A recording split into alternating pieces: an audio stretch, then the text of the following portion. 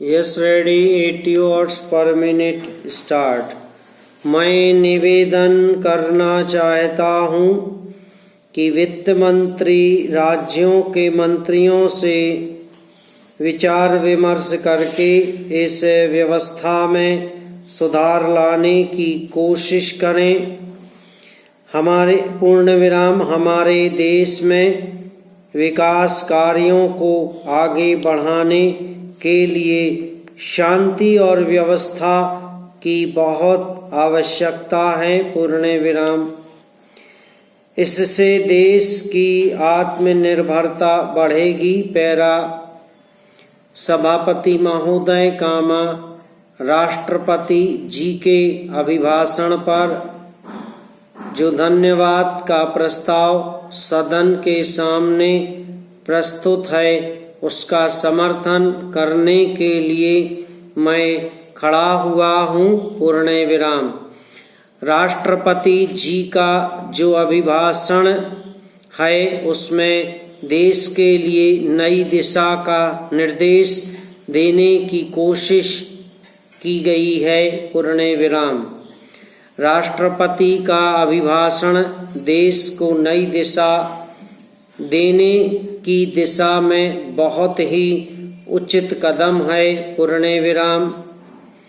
पहला है समाज का अत्यंत गरीब वर्ग, जिसे हरिजन और आदिवासी कहते हैं, उसकी आर्थिक दशा सुधारने के लिए पूरी कोशिश की गई है। दूसरा है महंगाई रोकने के लिए ठोस कदम का उठाना। और तीसरा है जनता पार्टी की पैदा की गई स्थितियों को पूर्ण रूप से समाप्त कर शांति स्थापित करना। चौथा है आर्थिक स्थिति को मजबूत करना। पांचवा है किसानों की हालत सुधारने के लिए योजना बनाना। और छठा है नेहरू जी की विदेश नीति का अनुसरण।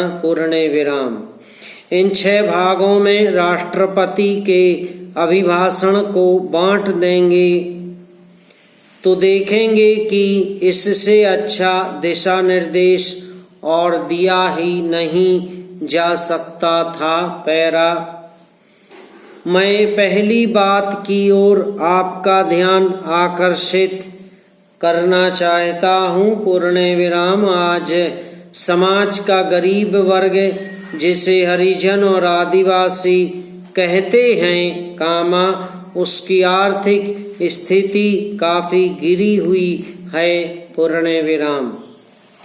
आज आप उस गांव में जाएं जहां हरिजन और आदिवासी रहते हैं, तो उसकी आर्थिक दशा और उनका रहन सहन देखकर आप यह महसूस करेंगे कि यह तो आदमी के रहने के घर नहीं है, बल्कि पशु के रहने का घर है।